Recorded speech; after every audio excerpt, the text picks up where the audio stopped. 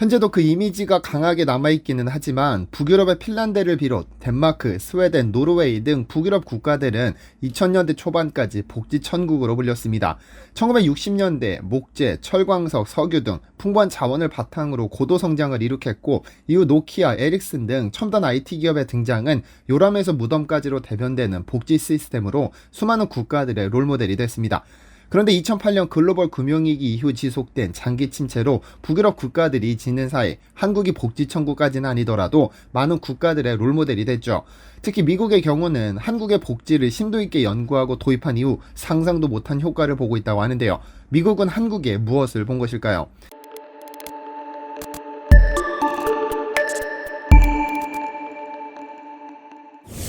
안녕하세요, 디스멘토리입니다. 지난 2017년 빌 더블라지오 뉴욕 시장은 미국 내 최대 도시에서 엄청난 프로그램을 시행합니다. 9월 7일부터 뉴욕시가 모든 공립학교에 대해 전면 무상급식을 시행하겠다는 것이었죠.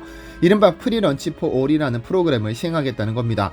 뉴욕시 관내 공립학교 재학생은 약 110만 명이었는데 세계에서 가장 화려한 도시라는 수식어와는 달리 뉴욕 공립학교에 재학 중인 대다수 학생이 상당히 빈곤한 상태라고 전해졌죠.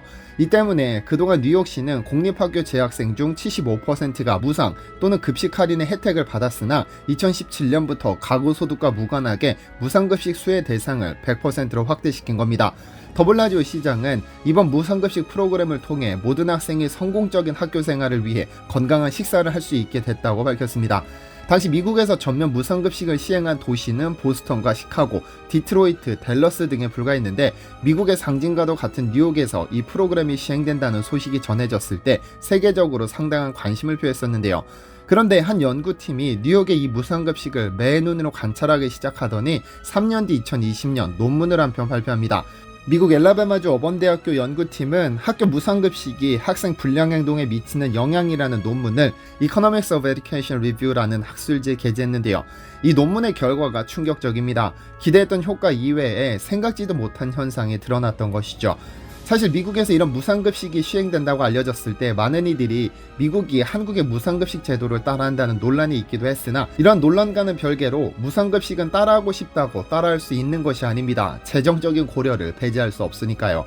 어쨌든 한국은 당시 육아, 실업, 장애, 질병, 노후, 주거, 재난 등 사회적인 위험으로부터 국민들을 보호하는 보편적 국가복지 시스템이 화두로 떠올랐었습니다. 모든 국민을 가족처럼 보호하고 인간다운 삶을 보장해준다는 차원에서 불평등 격차를 줄이고 평등의 기회를 제공해야 한다는 사회적인 논의가 강하게 일어났었죠. 그 중에서 가장 큰 화두는 단연 무상급식이었습니다. 불과 몇 년 전 서울시장을 바꿔버릴 정도로 한국 사회에서 상당한 이슈로 떠올랐었으니까요. 어쨌든 이때를 기점으로 무상급식은 한국의 대표적인 보편복지로 떠올랐고 또 가장 큰 효과를 보인 정책이 되었습니다. 한국에서 최초의 무상급식이 시행된 곳은 2001년 경기도 과천, 자치단체 단위로 최초로 시행된 것은 2007년 경남 거창군입니다. 이후 2010년 무상급식에 대한 예산안이 국회에서 통과된 후 2011년부터 전국적으로 시행됐습니다. 이제는 무상급식 대상이 되는 아이들을 선별해서 혜택을 주는 것이 아니라 모든 아이들에게 적용되는 보편적 복지로 변하게 된 것이죠. 여기에 서울시는 얼마 전 유치원까지 전부 무상급식의 대상이 되었습니다. 물론 도입 초기에는 반대 여론도 적지 않았으나 결국 한국의 보편적 무상급식은 전 세계 교육사의 모범으로 거듭났습니다.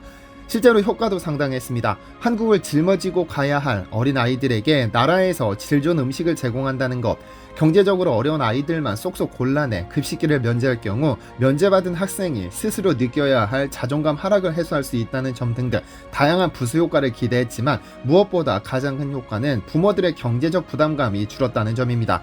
실제로 부모를 대상으로 한 설문조사에서 76%의 학부모가 경제적 부담이 줄었다고 대답했고, 이렇게 발생한 여윳돈이 문화활동 등에 사용되면서 가족 간의 유대감이 높아지고 고용 효과로 인한 일자리가 창출되고 그동안 침체에 빠진 국내 농가의 수익이 증대되는 등 선순환 경제를 만들어냈습니다. 그래서 요즘 초중고생들을 부르는 애칭도 급식이가 되기도 했는데요. 무상급식 도입의 분수령이 되었던 서울시가 얻은 효과를 조금 살펴볼까요? 서울시는 특히 2011년 서울시는 모든 학생들에게 친환경 무상급식을 제공하겠다고 선언한 지 10년 만에 올해 초중고 모등학생에게 제공되기 시작했습니다. 급식 단가 기준도 작년보다 인상되어 초등생 4,898원, 중등생 5,688원, 고등생 5,865원, 특수학교 5,472원입니다.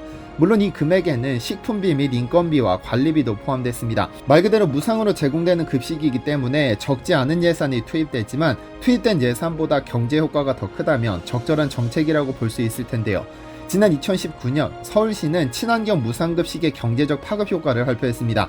이에 따르면 2019년 친환경 무상급식이 투입된 예산은 6,155억 원이었습니다만 이 예산이 관련 산업에 미치는 생산 유발 효과는 무려 1조 4,659억 원이라고 조사됐습니다. 고용 창출 효과는 14,648명, 부가가치 창출 효과는 6,293억 원에 달했죠. 이러한 생산 유발 효과와 부가가치 창출 효과는 경제 전반에 걸쳐 두루두루 효과를 미치고 있다고 볼 수 있을 텐데요. 뿐만 아니라 그동안 학교 급식에 사용되던 저렴한 외국산 농산물을 국산으로 대체하면서 지역 농가를 살리는 효과도 있었습니다.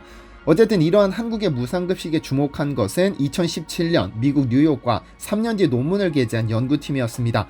2017년 뉴욕에서 무상급식이 시행됐을 때 주정부든 연구팀이든 당연히 경제적 효과를 기대했는지도 모릅니다만 전혀 의외의 결과가 도출됐습니다. 논문의 내용을 좀 살펴볼까요? 논문의 초록에서 저자는 이 연구의 배경이 한국이었다는 사실을 고백합니다.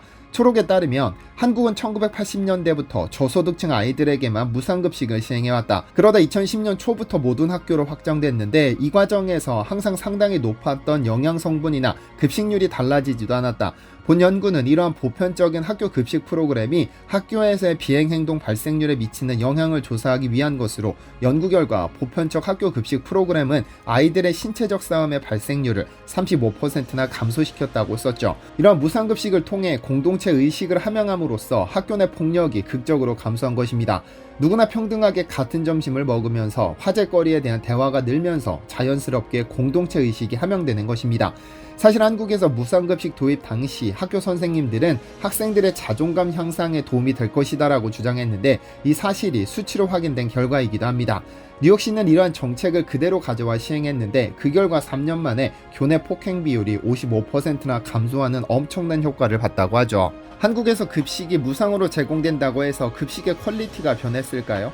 지난 2014년 버즈피드라는 유튜브 채널에서는 전세계 학교 급식을 단순히 비교하는 영상을 게재했습니다. 다양한 국가의 특징적인 메뉴뿐 아니라 실제로 사용되는 식기까지 공개했죠.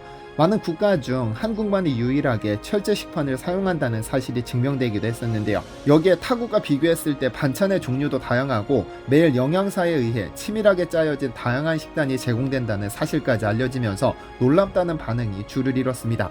그리고 같은 채널에서는 2020년 무상급식이 시행된 지 9년 뒤 이번에는 아예 한국의 급식만을 따로 분리해 영상을 제작했습니다. 미국과 한국의 급식 바꿔먹기라는 영상은 한국과 미국의 급식을 양국 학생이 바꿔먹으면서 그 반응을 살펴보는 것이었는데 이 영상에 등장한 2명의 미국인은 한국의 평범한 급식을 보며 깜짝 놀랐습니다. 영양소적으로도 비주얼적으로도 전혀 부족함이 없었고 냉동 피자와 절임 복숭아 등 영양소는 전혀 고려하지 않는 듯한 미국의 급식이 상대적으로 상당히 부족해 보였습니다. 영상에 달린 2만여 개의 댓글 반응도 한국 급식이 최고다라거나 무료로 제공되는 급식의 퀄리티가 놀랍다는 반응이 대부분이었습니다. 1980년대, 1990년대를 배경으로 한 드라마에서는 점심시간만 되면 다른 아이들이 전부 도시락을 까먹을 때 일부러 교실 밖으로 나가 운동장을 거니는 학생이나 도저히 못 참아 수돗물로 배를 채우는 장면을 쉽게 볼 수 있습니다.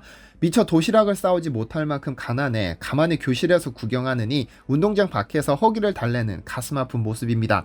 이러한 일들은 실제로 불과 20년 전에 한국에서 쉽게 볼 수 있었던 모습이고 우리네 아버지, 어머니들이 한 번쯤은 경험해 봤을 모습입니다. 물론 적지 않은 예산이 투입됩니다. 포퓰리즘이라는 비판도 있을 수 있습니다. 그러나 아이들은 우리 대한민국의 미래를 이끌어갈 소중한 주역입니다. 이 아이들에게 국가에서 무료로 훌륭한 점심을 제공하는 것이 경제적인 관점에서만 바라봐야 할 일은 아닌 듯 합니다. 시청해주셔서 감사합니다.